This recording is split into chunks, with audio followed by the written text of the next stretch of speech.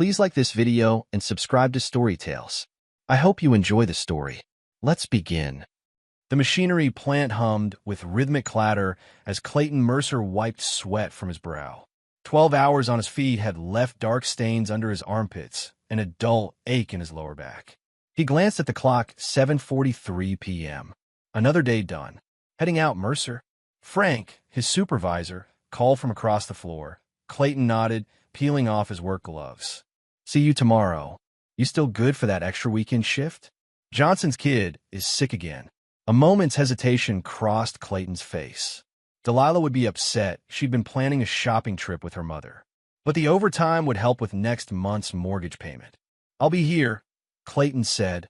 The drive home was quiet. No radio, just the sound of tires on asphalt.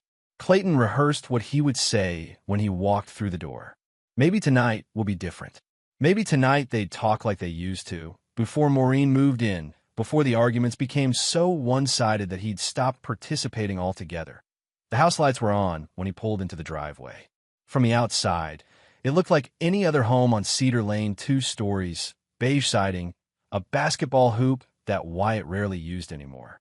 Clayton sat in his truck for a full minute, gathering himself. The moment he pushed open the front door, he knew nothing had changed. Silence. That peculiar, hostile silence that wasn't really silence at all, but the absence of welcome. Dad! Wyatt appeared at the top of the stairs, his voice quiet but hopeful. Hey, buddy. Clayton managed a smile. How was school today? Before Wyatt could answer, Delilah emerged from the kitchen, wineglass in hand. Once, the mere sight of her had made his heart race. Her honey-blonde hair, those blue eyes that could flash from playful to ice-cold in seconds. Now he braced himself. You smell like a factory floor, she said, wrinkling her nose. Dinner's cold. We ate 2 hours ago. Clayton nodded. Sorry. Johnson called in. Had to finish his station. Of course he did. Delilah took a long sip from her glass. God forbid you tell them no for once. The sink is leaking again. Maureen's voice came from the living room before she appeared in the doorway. Arms crossed over her chest. Silver hair pulled back into a tight bun. Been dripping all day. Clayton opened a refrigerator. Found a plate covered in plastic wrap. I'll take a look at it. You said that last week, Maureen replied. And yet, here we are. The microwave beeped. Clayton ate, standing up, leaning against the counter while he shoveled lukewarm casserole into his mouth. He could hear the television, some reality show that Delilah and Maureen followed religiously. When he finished, he washed the plate, dried it, and placed it back in the cabinet. Then he knelt under the sink with the small toolbox he kept beneath the counter. The problem was simple, a loose connection. 5 minutes with a wrench fixed it. He ran the water, checked for leaks. Nothing. Fixed, he announced to no one in particular as he walked through the living room toward the stairs. Took you long enough, Maureen muttered. Clayton paused at Wyatt's door. A sliver of light showed underneath. He knocked gently. Yeah. Clayton pushed the door open. Wyatt sat cross-legged on his bed, a book open in his lap. What are you reading? Wyatt held up the book. It's about space. The teacher said I could borrow it. Clayton stepped inside, sat on the edge of the bed. You like space stuff, huh? A shrug. It's okay. Maybe we could go to that planetarium sometime. The one over in Bristol. Wyatt's eyes brightened momentarily, then dimmed. Mom says we don't have money for trips. Clayton felt a familiar tightness in his chest. We'll figure something out. They sat in comfortable silence for a moment, the only kind of silence Clayton found in this house anymore. Dad! Yeah, buddy. Are you and Mom okay? Clayton looked at his son, really looked at him. Wyatt had his eyes, the same deep-set brown that Clayton's father had. There was honesty in those eyes and worry. Get some sleep, Clayton said, gently taking the book and setting it on the nightstand. School tomorrow. Wyatt nodded. Understanding that non-answer for exactly what it was, Clayton showered, letting the hot water pound away at the knots in his shoulders. The bathroom mirror had fogged over, hiding his reflection when he stepped out. He was grateful for that small mercy. The bedroom was dark when he entered. Delilah's form was visible under the covers, her back to his side of the bed. Not sleeping or breathing wasn't deep enough, but pretending. That was fine with Clayton. He slid under the sheets, careful to stay on his side, maintaining the invisible border that had grown between them. He stared at the ceiling until sleep finally came, dreams of open roads and quiet cabins filling his head. Saturday arrived with gray skies and the promise of rain. Clayton spent the morning repairing a broken fence post in the backyard, while Delilah and Maureen drove to the mall. Wyatt helped him hold the boards, and for a brief time, things felt almost normal. "Hand me that level, buddy," Clayton said, pointing to the toolbox. Wyatt dug through the tools, pulled out the level, handed it over with careful precision. "Good job." Clayton checked the post. "Perfect. Want to help me hammer in the nails?" They worked together in peaceful companionship, the sound of hammering filling the backyard. When they finished, Clayton stepped back to admire their work. "Looks good, doesn't it?" Wyatt nodded, a small smile forming. "Yeah." By dinner time, the tension in the house had become a physical presence. Pressing down on Clayton's chest like a weight, he grilled steaks, a rare treat he'd picked up with his last paycheck, hoping to create some semblance of a family meal. Delilah opened a bottle of wine, pouring generous glasses for herself and Maureen. Wyatt poked at his food, eyes darting between the adults. "I saw Joe and Taylor at the mall today," Maureen announced, cutting into her steak. Her son just made partner at that law firm in Nashville. Clayton nodded, chewing slowly. "Making six figures now," Maureen continued, looking pointedly at Clayton. "Bought his mother a condo. Good for him," Clayton replied evenly. Delilah took a long drink from her glass. "Must be nice." "What's that?" Clayton asked, though he knew exactly what was coming. "Having a son who actually accomplishes something," Maureen answered for her daughter. The silence that followed was broken only by the sound of silverware against plates. Wyatt stared at his food, not eating. "I got a promotion," Clayton said, suddenly. Three pairs of eyes turned to him. "At work. More responsibility, better pay. Starting next month." It wasn't exactly a lie. Frank had mentioned the possibility last week, said Clayton was first in line when Douglas retired. "How much better?" Delilah asked, the first flicker of interest in her eyes. $3 more an hour, plus overtime opportunities. Delilah's expression fell. "That's it. That's over $6,000 a year, Delilah." $6,000. She laughed, but there was no humor in it. "That's not even enough for the bathroom renovation we've been putting off for 2 years. Clayton looked at his son, who was studying his plate with intense focus. "Wyatt, why don't you go finish that space book? We'll clean up here." Once the boy's footsteps faded upstairs, Delilah's control slipped entirely. 6,000, she repeated, louder now. "Do you have any idea what we need around here? The roof needs replacing. Wyatt needs braces. Mom needs her medication. And you come home proud of $6,000. Clayton kept his expression neutral. "It's more than we had yesterday." "It's nothing." Delilah slammed her glass down, wine sloshing over the rim. "Nothing compared to what we need. Nothing compared to what the Taylors have, or the Hendersons, or anyone else on this street. We're doing all right," Clayton said softly. "All right." Delilah's voice rose, face flushing with anger and wine. "Is that what you call this? Struggling to pay bills? Driving the same 10-year-old truck? Living in a house that's falling apart because we can't afford to fix it properly?" Maureen nodded in vigorous agreement. "My Harold would have never." "Your Harold has been dead for 8 years," Clayton cut in, a rare display of impatience. "And he left you with so much debt that Delilah and I are still paying it off." Maureen's face paled. Delilah's eyes widened, then narrowed to slits. "How dare you?" she hissed. "After everything we've done for you." Clayton raised an eyebrow. "Everything you've done for me?" "Yes." Delilah stood now, hands flat on the table, leaning toward him. "I gave you a son. I gave you a home. I gave you a purpose when you had nothing." Clayton remained seated, his voice dangerously quiet. "And what have I given you, Delilah?" "Nothing." The word exploded from her. "You've given this family nothing. Not love, not support, not money, nothing that matters. You come home, you sit in silence, you fix things when they break. That's not a husband. That's not a father. That's a handyman we don't have to pay." Maureen was nodding again, emboldened. "She's right, Clayton. You're a taker. Always have been."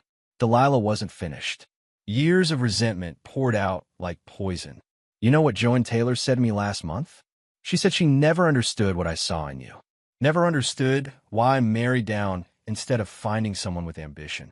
And you know what? Neither do I anymore. Clayton looked at her, really looked at the woman he had once loved so deeply. Her beauty was still there, but it was hardened now, crystallized into something sharp and dangerous. If you had any pride left, Delilah continued, her voice dropping to a contemptuous whisper, you'd leave. Clayton felt something inside him, something that had been bending for years, finally snap clean off. The sensation wasn't pain, as he might have expected. It was relief. He looked toward the stairs, thinking of Wyatt. Then he rose from his chair, placed his napkin beside his half-eaten dinner, and walked out of the dining room without a word. He grabbed his keys from the hook. Where are you going? Delilah called after him, surprise replacing anger for a moment. Clayton didn't answer. He opened the front door, stepped outside, and closed it behind him with a soft click that somehow felt more final than any slam could have. No bags. No goodbye. Just a sudden, clear understanding that he was done. The first night, Clayton slept in his truck at a rest stop off Highway 75. He woke stiff and cold, but with a curious lightness in his chest that he hadn't felt in years. His phone showed 3 missed calls from Delilah, but no voicemails. She was still angry then, not worried, not sorry. By noon, he'd driven to the bank in the next county over, where he'd kept a separate account since his father's death 5 years ago. The inheritance hadn't been much, just the proceeds from selling his dad's old farmhouse, but Clayton had invested it carefully, adding to it month by month with small contributions from his paycheck. Money that Delilah never knew about, his silent insurance policy against exactly what had happened. "I'd like to close the account," he told the teller. "Cash, please." 40 minutes later, he drove away with $23,487 in a plain envelope tucked inside his jacket. Enough to start over. Enough to disappear, that he found the cabin by accident, spotting a hand-painted for rent sign on a rural road in Campbell County. It was small, 1-bedroom, a cramped living area, kitchenette, and bath, but it was clean and came furnished. The owner, an elderly man named Vernon Miller, asked few questions beyond whether Clayton could pay first and last month's rent in cash. "Job situation?" Vernon had asked, counting the bills. "Looking," Clayton replied. Vernon nodded. "My buddy Hank runs the junkyard up on Route 63. Always needs help stripping cars. If you're interested." By the end of the first week, he had established a routine. Up at 5, coffee on the small porch, watching the sun rise over the hills. Work at the junkyard from 7 to 6, where Hank paid him in cash at the end of each day. Dinner at the diner in town, then back to the cabin to read or simply sit in the silence that now felt comforting rather than accusatory. His phone continued to buzz with notifications. The calls from Delilah became more frequent, then stopped entirely. Text messages appeared instead, evolving from angry demands to know where he was to thinly veiled threats about police and missing persons reports. Clayton read them all, but replied to none. He didn't block her number that would require engagement. Instead, he simply observed, detached, as though reading about the life of a stranger. 2 weeks after he left, a text from Wyatt appeared. "Dad, are you okay? Mom's really mad. When are you coming home?" That one nearly broke him. He typed several responses, deleted them all. Finally, "I'm okay, buddy. Take care of yourself. We'll talk soon." Then he silenced the phone and went back to work. Through mutual friends on social media, Clayton watched the fallout unfold from a distance. Delilah's posts changed from carefully curated family photos to vague complaints about responsibilities and abandoned commitments. Then came the thinly disguised pleas for financial advice. Finally, desperate requests for job leads. 3 weeks in, Maureen called. Clayton was on his lunch break at the junkyard, sitting on an overturned milk crate, eating a sandwich. Her name on the screen surprised him enough that he answered without thinking. "Clayton." Her voice was uncharacteristically hesitant. "Where are you?" "Does it matter?" A pause. "The mortgage payment bounced. The bank called yesterday." Clayton took another bite of his sandwich, chewed thoroughly, swallowed. "That's unfortunate. Unfortunate." Maureen's voice rose an octave. "Is that all you have to say? What about your family? What about your responsibilities?" Why did you stop paying the mortgage? Clayton replied, his tone perfectly, deliberately calm. What? We never. Maureen sputtered, then collected herself. You know very well that's your bill to pay. Your responsibility. I thought I never gave this family anything, Clayton said, the words precise, measured. Isn't that what Delilah said? Nothing that matters. Silence on the other end. Then, you can't possibly be serious. Tell Delilah the mortgage gets paid when the payee shows up at the bank. The account information hasn't changed. He ended the call, turned his phone off, and went back to work. That evening, Clayton walked into the local hardware store and bought a notebook, a stack of financial books, and a calculator. If he was going to build a new life, he needed to be smarter about it than he had been about his old one. The text from Delilah turned vicious after that. Names he'd never heard her use before. Accusations that would have wounded him a month ago, but now bounced off like rain against a window. He listened to each voicemail once, absorbing the escalating panic beneath her rage, then deleted them all. The junkyard. Clayton proved himself invaluable. He could identify valuable parts at a glance, strip an engine in half the time it took the other workers, and never complained about the long hours or dirty conditions. Hank noticed.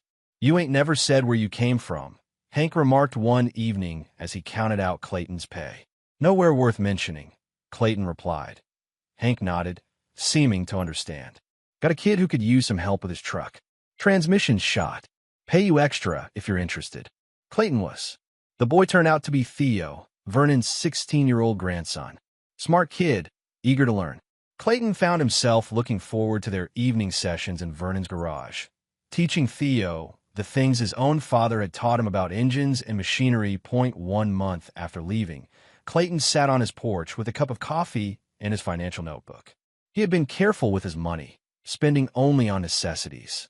The inheritance remained largely intact, save for whatever came next. His phone buzzed with a text from Delilah. They're repossessing the car tomorrow. Your fault. Clayton sipped his coffee, set the phone aside, and went back to his calculations. The old Clayton might have felt guilty, might have rushed to fix her problems. The new Clayton recognized the manipulation for what it was and felt nothing but a cool, detached pity. That night, he drove to the diner on the edge of town for dinner. He'd become something of a regular there, always choosing the same corner booth, always leaving a generous tip. The owner, a sturdy woman with salt and pepper hair and steady hands, often brought his food personally. You must be the only person in Tennessee who orders meatloaf on purpose, she remarked, setting the plate in front of him. Clayton looked up, met her eyes. Best thing on the menu. That's because I make it. She extended her hand. Naomi Lang. He took it. Clayton Mercer. I know. A small smile. Small town. You're the guy fixing Theo Miller's truck. Clayton nodded, suddenly aware that he was still holding her hand. He let go. Mind if I join you? Breaks in 5 minutes, and eating alone gets old. Clayton hesitated, then gestured to the seat across from him. Be my guest. Naomi returned with her own plate meatloaf as well and settled into the booth. So, she said, pouring ketchup beside her mashed potatoes, you running from something or toward something? Clayton paused, fork halfway to his mouth. What makes you think I'm running? 30 years in the restaurant business. You learn to read people. She took a bite, chewed thoughtfully. You got that look. Careful, watchful, like you're expecting something to catch up with you. Clayton set his fork down. Both, I guess. Running from and toward. Naomi nodded. That's usually how it works. They ate in companionable silence for a while.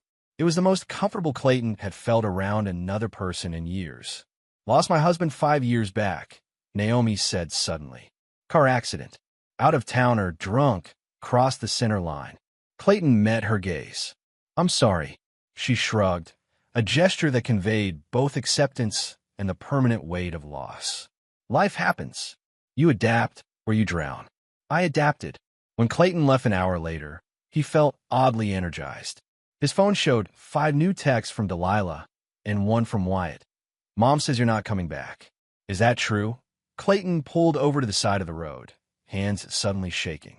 The question deserved an honest answer, but he wasn't sure what that answer was yet. Finally, he typed, I don't know, buddy.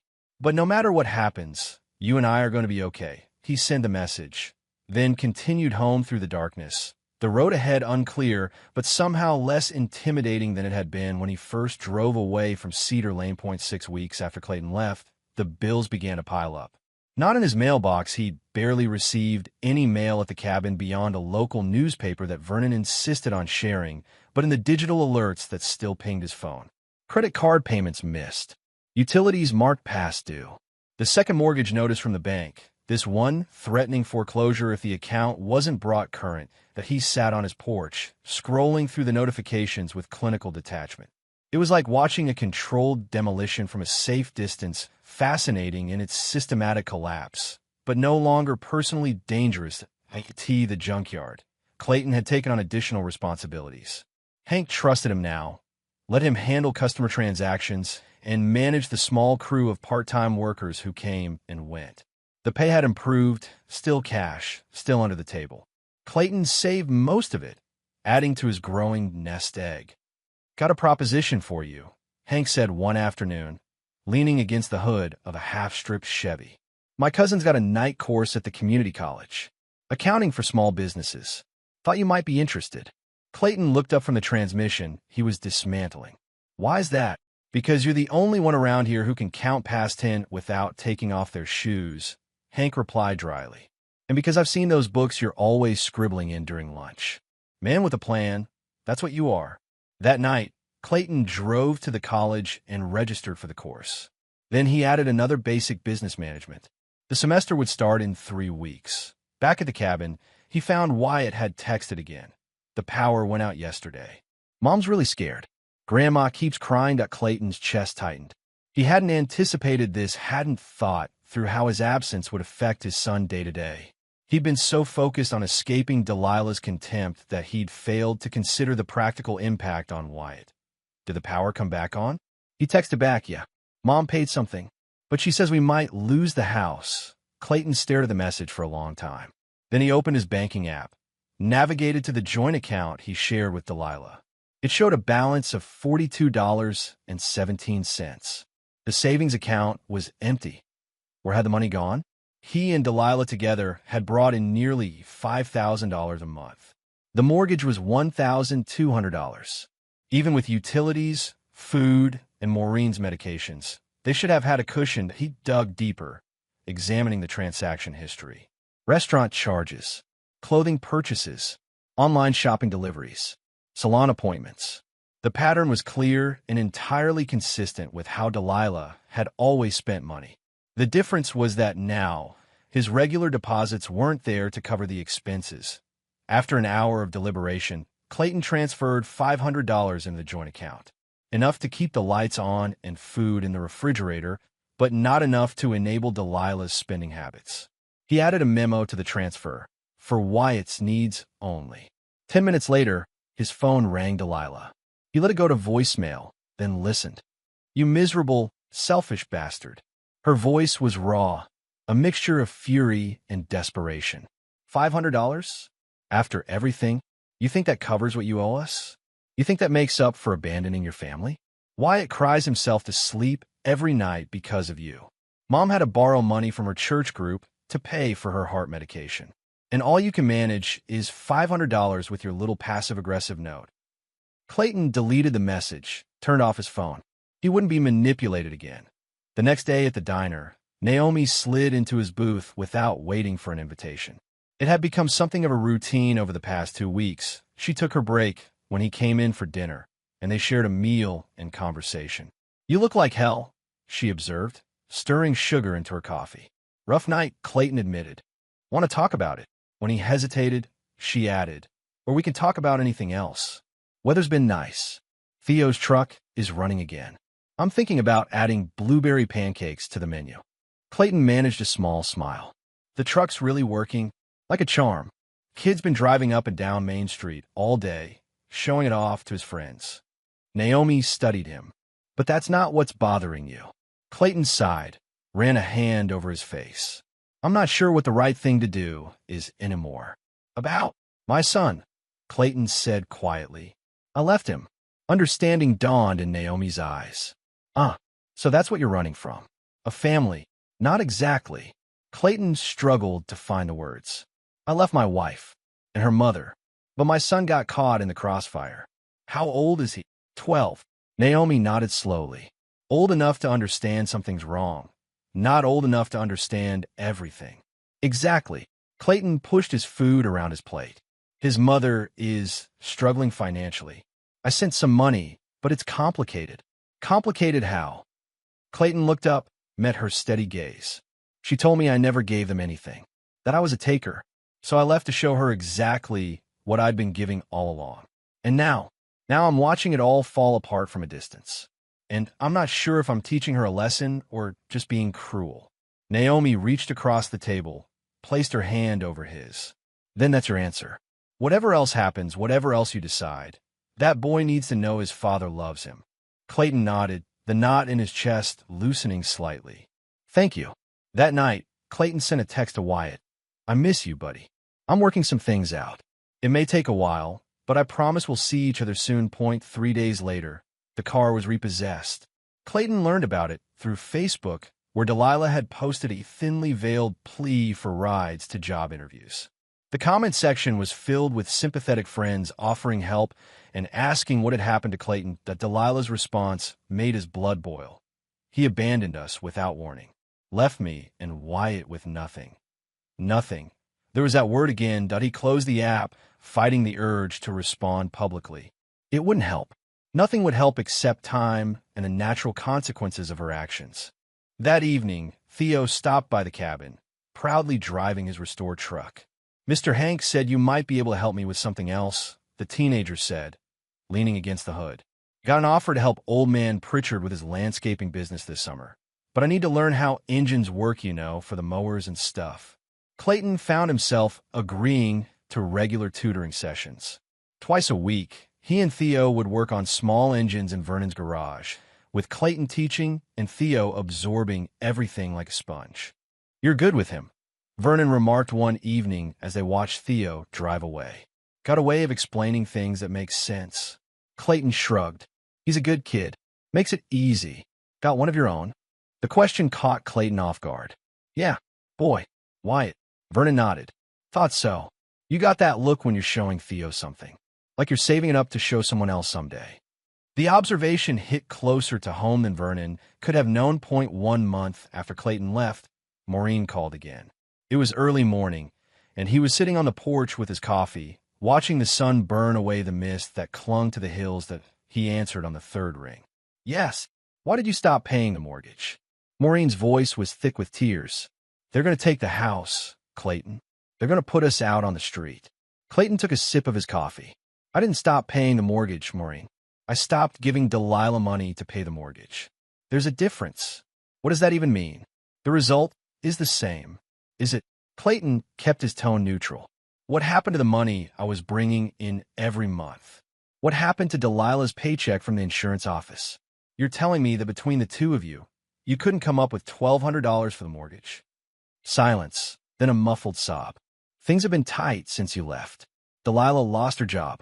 She's been too upset to work. That sounds like a choice, Clayton replied. I made mine. She made hers. How can you be so cold? After everything we've done for you. There was again that claim of invisible contributions that somehow outweighed his years of steady work and financial support. Thought I never gave this family anything, Clayton replied, the words calm but cutting. More silence. Then, you can't just abandon your responsibilities. What about Wyatt? What about him? Clayton's grip tightened on his coffee mug. Has he gone hungry? Has he missed school? Has he lacked for anything in the past month that I didn't immediately provide money for when asked? He needs his father, and his father needs a son who isn't being taught that he's worthless. Clayton stood, moved to the edge of the porch. Tell Delilah I'll be in touch about Wyatt.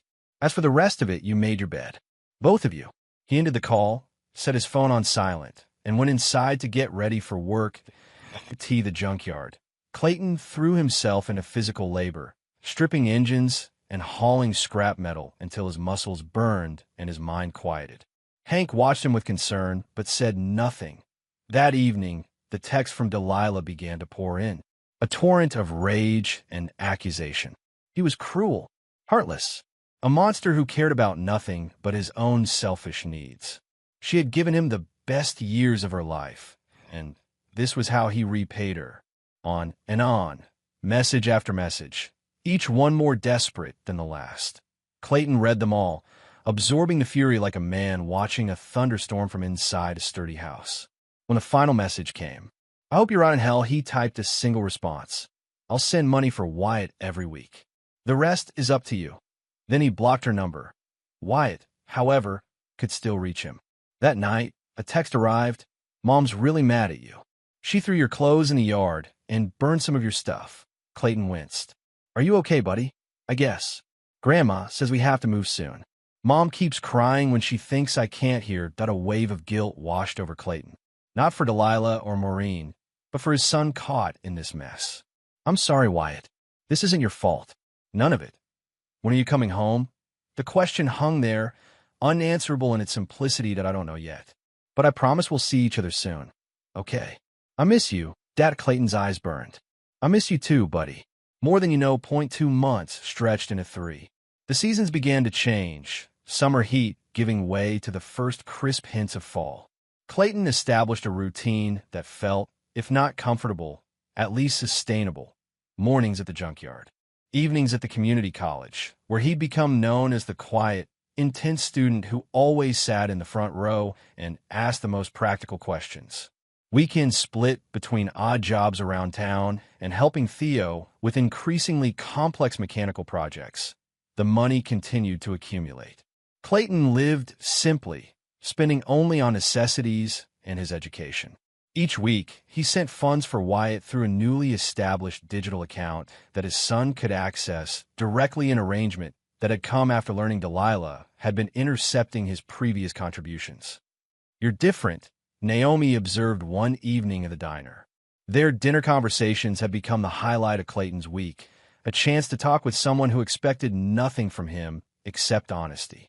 "Different how?" he asked, cutting into his meatloaf. "Lighter." She gestured vaguely at him.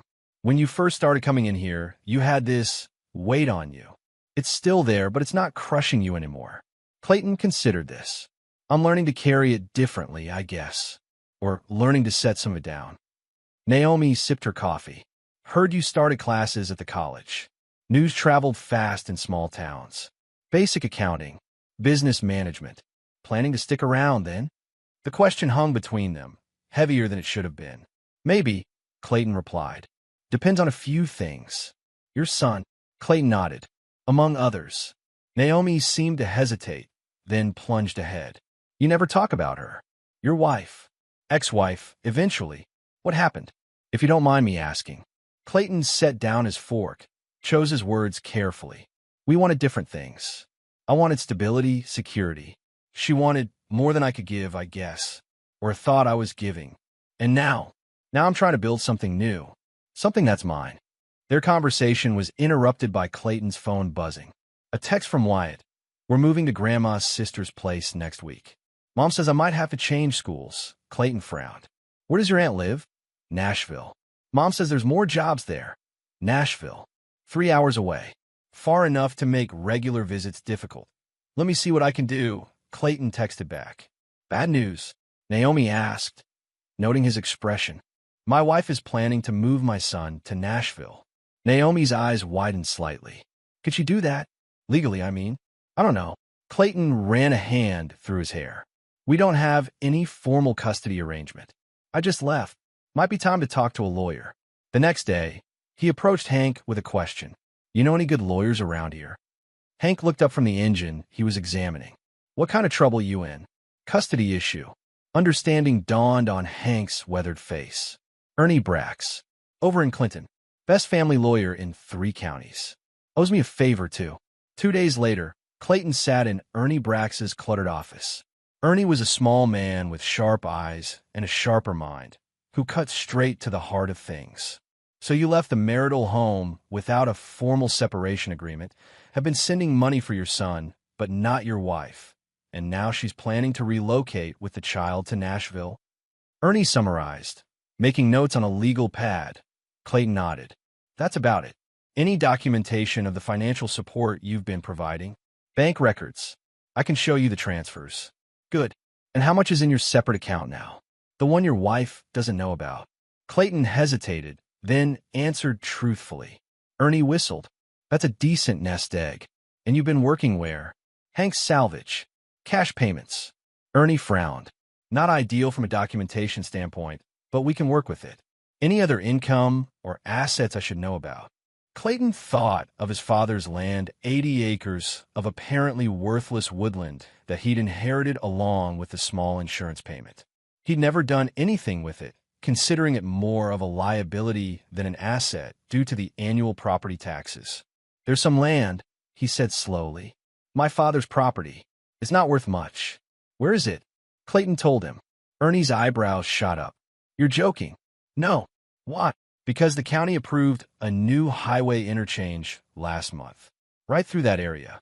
They're buying up land at premium prices for the right-of-way. Clayton stared at him. What are you saying?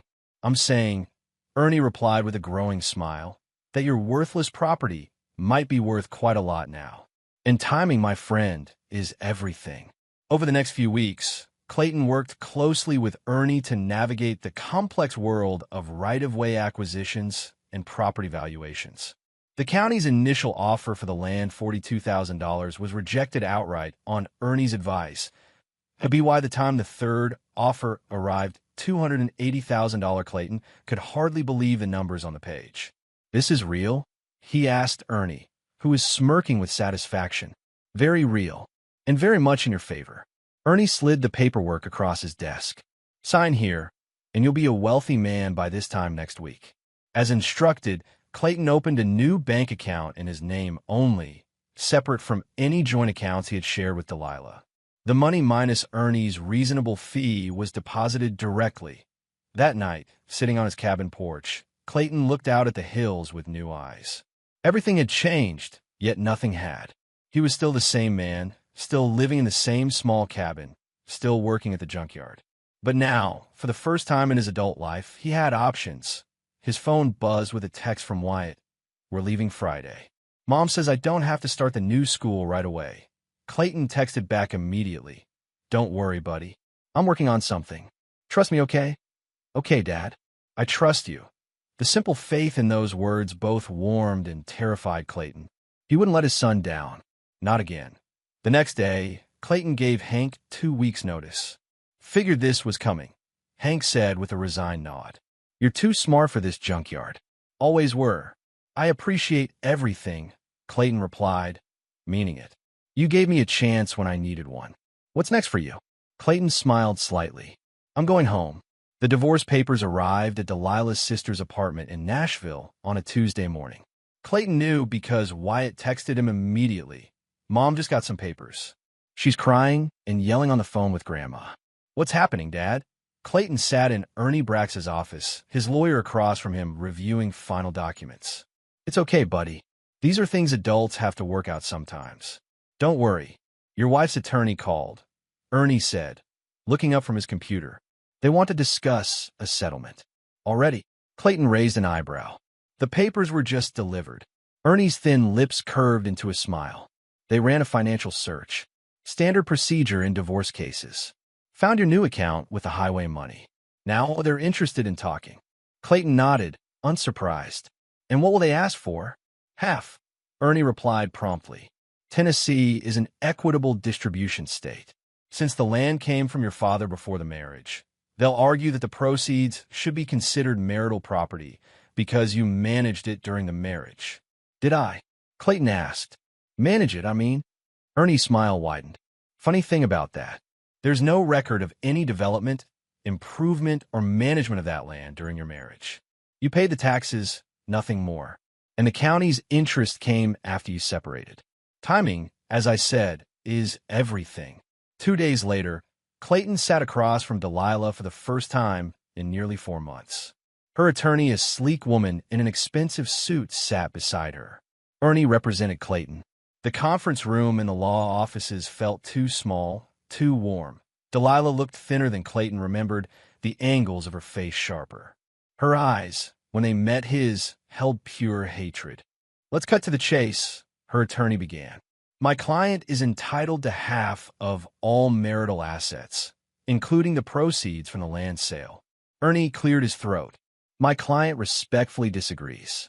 The land was premarital property, never developed during the marriage, and its value was realized post-separation. Mr. Mercer abandoned the family home without notice, Delilah's attorney countered. He cut off financial support, causing significant hardship to Mrs. Mercer and their son. Bank records indicate otherwise, Ernie replied, sliding a folder across the table. My client has made regular payments for his son's support. As for Mrs. Mercer, she stated quite clearly that my client had never contributed anything of value to the family. We're simply acknowledging her perspective. Furthermore, Ernie continued smoothly, we have evidence that Mrs. Mercer misused joint funds and forged Mr. Mercer's signature on tax documents for the past 3 years. The room went silent. Delilah's attorney frowned, turning to her client with a questioning look. I don't know what he's talking about, Delilah said quickly. Ernie slid another folder across the table. Tax returns for 2022, 2023, and 2024. The signatures purporting to be Mr. Mercer's are forgeries. We've had them analyzed by an expert. Additionally, there are checks written to Mrs. Mercer's mother from the joint account, signed with Mr. Mercer's name, but not by Mr. Mercer. Delilah's attorney flipped through the documents, her expression darkening. We'll need to confer privately. Of course, Ernie agreed pleasantly. Take all the time you need. Clayton remained silent throughout the exchange, watching Delilah's confidence crumble as the evidence mounted. When she and her attorney returned after a tense 15-minute consultation, her demeanor had changed entirely. We're prepared to discuss a more reasonable arrangement, her attorney announced. The final settlement was straightforward. Clayton kept the proceeds from the land sale and his personal savings. Delilah received the house on Cedar Lane, which had been worth something before the missed mortgage payments but was now approaching foreclosure. A modest monthly support payment will be provided for Wyatt, paid directly into an account managed by a neutral third party to ensure the funds were used as intended. As they prepared to leave, Delilah finally addressed Clayton directly. You planned this, she hissed, voice low enough that only he could hear. You knew about the highway deal when you left. Clayton met her gaze calmly. No, Delilah, I didn't plan anything. I just stopped fixing your mistakes. Her eyes widened, then narrowed to slits. This isn't over. Actually, Clayton replied, gathering his papers, it is. The custody hearing was scheduled for a Thursday morning in the Campbell County Family Court. Clayton arrived early, dressed in a new suit that Naomi had helped him select. Ernie met him at the courthouse steps. Ready? Clayton nodded. How's it look? Honest answer. It's a toss-up. Mothers typically have an advantage in these cases, especially with a child Wyatt's age. But we've got solid evidence of financial instability on her part, and your situation has improved dramatically. Ernie patted his briefcase. Plus, I've got a few surprises in here. Inside, the courtroom was smaller than Clayton had imagined. Delilah and her attorney were already seated at one table. Maureen sat in the gallery behind them, her thin face pinched with anxiety. Clayton and Ernie took their places at the opposite table. The judge, a stern-looking woman in her 60s with steel-gray hair, entered, and proceedings began. Delilah's case went first. Her attorney painted a picture of a devoted mother struggling to recover from abandonment by her husband. Yes, there had been financial difficulties, but those were directly caused by Clayton's abrupt departure. Delilah had sought employment, was currently working as an administrative assistant at an insurance office in Nashville, and had secured stable housing with family support nearby. And what does Mrs. Mercer request in terms of custody? The judge asked. Full physical custody, Your Honor, with standard visitation rights for the father. The judge made a note, then turned to Ernie. Mr. Brax. Ernie stood. Your Honor, we're requesting primary physical custody of Wyatt Mercer be awarded to his father, with liberal visitation for the mother. On what grounds? The judge asked. Stability, Your Honor. Mr. Mercer has purchased a home in his son's original school district. He has steady income and significant savings. Most importantly, Ernie paused for effect. He has demonstrated consistent concern for his son's welfare, even during the separation. while Mrs. Mercer has demonstrated a pattern of prioritizing her own needs above the child's. The judge reviewed the documents. These are concerning but not definitive, Mr. Brax. Do you have anything else? Yes, Your Honor. Ernie hesitated, glancing at Clayton, who nodded. We've requested that Wyatt Mercer be allowed to express his own preference directly to the court. Given his age and maturity level, we believe his voice should be heard in this matter. The judge considered this. He's 12, correct? Yes, Your Honor. I'll speak with him in chambers. Alone. Delilah half rose from her seat. I object. He's just a child. Clayton has probably been manipulating him, telling him what to say. Mrs. Mercer, the judge said sharply, that's enough. The court will determine what weight to give to the child's preferences. The judge nodded to the bailiff, who left to fetch Wyatt. Clayton watched his son enter the courtroom, heart pounding. Wyatt had grown taller in the months since he'd seen him last. His hair was longer, his face thinner. He looked nervous but determined that Wyatt's eyes found Clayton's. A small, uncertain smile flickered across the boy's face. Clayton nodded encouragingly. The judge spoke gently to Wyatt, explaining that they would talk privately in her chambers. As they left, Delilah called out, "Remember what we talked about, sweetie." The minutes that followed were the longest of Clayton's life. He sat rigidly in his chair, aware of Delilah's glares from across the room, of Maureen's muttered prayers, of Ernie's steady presence beside him. When the judge and Wyatt returned, the boy's expression was calm. He was escorted back out of the courtroom by the bailiff. The judge resumed her seat, reviewed her notes, then looked up at the assembled parties. I've heard enough to make a preliminary determination, she announced.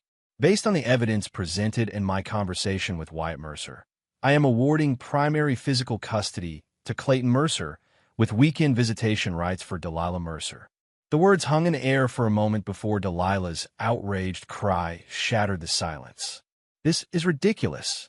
He abandoned us. He left us with nothing.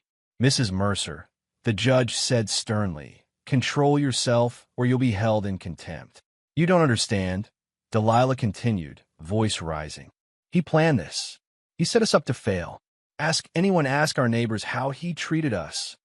The judge's eyebrows rose. As it happens, Mrs. Mercer, the court has received affidavits from 3 of your former neighbors on Cedar Lane. Would you like me to read them into the record? Delilah fell silent, confusion replacing anger. These statements, the judge continued, describe frequent shouting from the Mercer residents, primarily a female voice. They mention a quiet, hard-working husband and an increasingly unstable wife. One neighbor specifically recalls, and I quote, hearing Mrs. Mercer scream that her husband had never given the family anything of value and that he should leave if he had any pride left.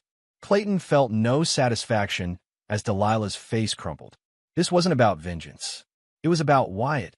Furthermore, the judge added, Wyatt himself has expressed a clear preference to live with his father. He describes a home environment with his mother that has become scary and unpredictable. He's lying, Delilah whispered, but there was no conviction in her voice. The judge ignored this. The court will issue temporary orders today, with a review in 6 months. Mr. Mercer will have primary physical custody effective immediately. After the hearing, Clayton found Wyatt waiting with Naomi in the hallway. The boy stood as his father approached, uncertainty written across his face. Hey, buddy, Clayton said softly. Wyatt hesitated for a moment, then rushed forward, throwing his arms around Clayton's waist. I missed you, Dad. Clayton held his son tightly, throat too tight for words. Over Wyatt's shoulder, he saw Delilah watching them, her face a mask of defeat and hatred. Maureen stood beside her, one hand on her daughter's arm, whispering urgently. They turned and walked away without another word. Ernie approached, briefcase in hand. One more thing, Clayton. I filed a lien against the Cedar Lane house for the unpaid mortgage debt and credit card balances that were in your name. Given the foreclosure proceedings, it's unlikely to yield much, but it will prevent Delilah or Maureen from selling the property without settling those debts first. Clayton nodded. Thank you. For everything. With Ernie's departure, Clayton turned to Naomi, who had been quietly observing from a respectful distance. "Thank you for bringing him," he said. She smiled. "It was my pleasure. He's a great kid." Wyatt looked between them, curious. "Are you Dad's girlfriend?" Naomi laughed, a warm sound that echoed in the austere hallway. "No, honey, just a friend. A good friend." Clayton felt a surge of gratitude for this woman who had appeared in his life at exactly the right moment. "A very good friend," he amended. The small house on Maple Street was nothing like the home on Cedar Lane. It was older, with worn hardwood floors and outdated fixtures, but it had good bones and was within walking distance of Wyatt's school. Most importantly, it was only 2 blocks from Naomi's diner. Clayton and Wyatt spent the first weekend painting, replacing light fixtures, and making the space their own. The boys' room came first: blue walls, a new desk for homework, bookshelves filled with science books and model rockets. "Dad," Wyatt asked as they assembled his bed, "are we going to be okay?" Clayton paused, a screwdriver in his hand. "Yeah, buddy, we're going to be more than okay." "Is Mom going to be okay?" "Your mom is going through a tough time," Clayton said carefully. "But she's strong. She'll figure things out." The transition wasn't without challenges. Wyatt had nightmares the first few weeks, waking up disoriented and calling out. Clayton would sit with him until he fell back asleep, sometimes reading aloud from one of the space books until the boys' breathing became deep and regular. School was another hurdle. Wyatt had missed nearly a month during the move to Nashville and back. His grades had slipped, his normally quiet demeanor had become almost mute, and his teachers expressed concern about his emotional state. Clayton took a day off from his new job at the local auto parts store to meet with Wyatt's teachers and counselor. Together, they developed a plan to help Wyatt catch up academically and process the upheaval in his life. Weekends became a special time for father and son. They explored the local state park, built model rockets, and worked on small engines in the garage, skills that Clayton had learned from his own father and now passed on to Wyatt. The first visitation weekend with Delilah arrived with trepidation from both Mercers. Delilah had found an apartment back in town, a small one-bedroom that she could barely afford on her new salary as a receptionist at a medical office. "Do I have to go?" Wyatt asked that Friday morning, pushing his cereal around the bowl. "Your mom misses you," Clayton replied, choosing his words with care. "And it's important for you to spend time with her. But what if she says bad things about you?" Clayton sat beside his son at the kitchen table. "Then you listen politely and remember that sometimes grown-ups say things when they're hurt that they don't really mean." When Delilah arrived to pick up Wyatt, the exchange was civil but cold. She had lost weight, dark circles under her eyes suggesting sleepless nights. She didn't meet Clayton's gaze, focusing entirely on Wyatt. "Ready, sweetie? I've got your favorite pizza waiting at the apartment." Wyatt nodded, giving Clayton a quick hug before climbing into Delilah's car, an older model than the one that had been repossessed, clearly purchased used. The weekend without Wyatt stretched before Clayton like a desert. To fill the time, he drove to the local community college and enrolled in additional business courses.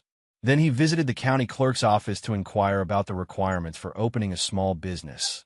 That evening, he found himself at Naomi's diner. The dinner rush was over, and she joined him in his usual booth with a cup of coffee. "Quiet without him, isn't it?" she observed. Clayton nodded. "Too quiet. He'll be back before you know it." She studied him over the rim of her cup. "Meanwhile, you look like a man with a plan." "Maybe." Clayton hesitated, then pushed a folder across the table. "What do you think of this?" Naomi opened it, scanned the business proposal inside. "Mercer's Mechanics," she read aloud. "Small engine repair and service." "It's just an idea," Clayton said quickly. "But I've been thinking about what Theo said months ago, that I should open my own shop. There's nothing like it in town, and with my experience, I think it's brilliant," Naomi interrupted. "And the location you're looking at, that old garage on Washington Street? Perfect." Over the following months, a new normal emerged. Clayton's business plan took shape, with a small loan from the bank supplemented by his own savings. He leased a garage on Washington Street, purchased equipment, and hired Theo Miller part-time to help on weekends. Mercer's Mechanics opened in the spring. The first week brought a trickle of customers, mostly friends of Vernon and Hank, who came to show support.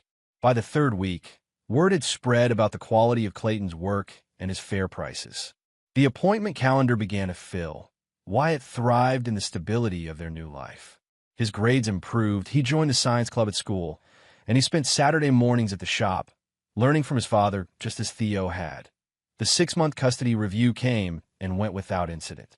The judge noted Wyatt's improved academic performance and emotional state, commented favorably on Clayton's stable employment and housing situation, and made the custody arrangement permanent. Delilah, who had appeared in court alone, Maureen, having moved to a trailer park outside of town after being evicted from the Cedar Lane house, accepted the decision with quiet resignation. She had aged visibly in the months since the divorce, the bitterness etching permanent lines around her mouth as they left the courthouse. She caught Clayton's arm. "I need to talk to you." He gestured for Wyatt to wait by the car, then turned to face her. "What is it?" "I can't afford the apartment anymore," she said, voice low. "The medical office is cutting back hours. I'm going to have to move in with Mom at the trailer park." Clayton waited, sensing there was more. "I can't have Wyatt there," she continued, eyes fixed on the ground. It's not a good environment. The neighbors, the conditions." She took a deep breath. "I want to amend the visitation schedule. I'll take him 1 weekend a month instead of 2. It's all I can manage right now." Clayton studied the woman he had once loved, searching for some remnant of the vibrant, ambitious girl he had married.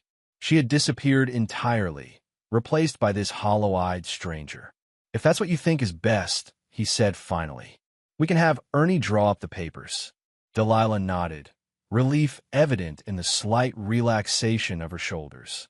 "Thank you." As she turned to leave, Clayton found himself asking, "Are you going to be all right, Delilah?" She paused, looking back at him with a bitter smile. "Since when do you care?" "I don't wish you ill," he replied honestly. "Despite everything." "Save your concern," she said. "I'll survive. I always do." On a crisp fall day, almost exactly 1 year after he had first driven away from Cedar Lane, Clayton visited his father's grave. The small cemetery was peaceful, golden leaves drifting down from the surrounding maples. He brushed away accumulated debris from the simple headstone. Edward James Mercer, 1954 to 2019, beloved father. Clayton placed a single wrench on the granite marker, his father's favorite tool, worn smooth by decades of use. "I fixed it, Dad," he said quietly to the stone, "just like you taught me.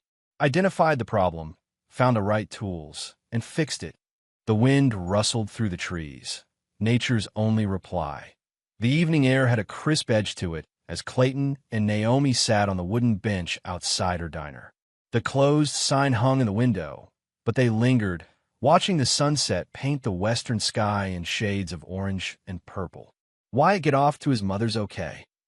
Naomi asked, sipping from a steaming mug of coffee. Clayton nodded. "Yeah, just the one night this time.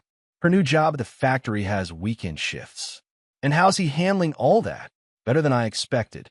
Clayton stretched his legs out before him, feeling the pleasant ache of a day spent working with his hands.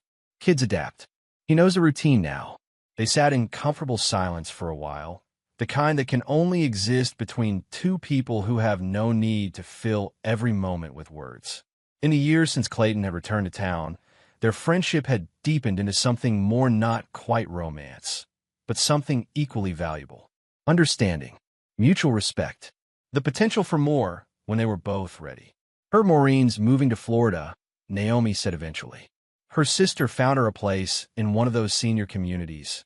"Good for her," Clayton replied without irony. "Fresh start might be what she needs." Naomi studied him over the rim of her mug. "You really mean that, don't you?" "I do." Clayton watched a car drive slowly down Main Street, its headlights catching the first fallen leaves of autumn. "She's Wyatt's grandmother. I want her to be okay." "What about Delilah?" The question hung in the air between them. Clayton considered it carefully. "Delilah made her choices," he said finally. "Just like I made mine." Naomi set her mug down on the bench beside her. "You ever going to forgive them?" "Either of them." Clayton turned to look at her directly, his expression calm but resolute. "I didn't come back to forgive. I came back to finish what they started." "And have you?" "Finished it." He thought about the thriving business he'd built, about the home he'd created for Wyatt, about the quiet dignity he'd reclaimed. "Almost," he replied. "There's still work to do." "There always is," Naomi said with a small smile. That's life. Clayton reached over, took her hand in his. Her fingers were warm from the coffee mug, strong and capable, like the woman herself. Thank you, he said, for being there.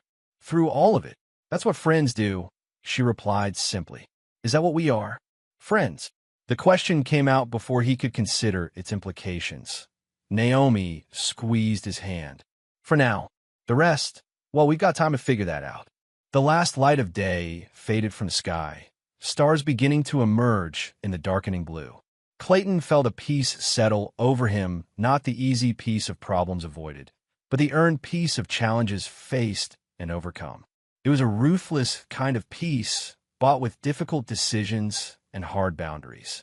But it was real, and it was his. Together, they watched night fall over the town they both called home, two people who had learned the hard way that some things must be broken before they can be truly fixed.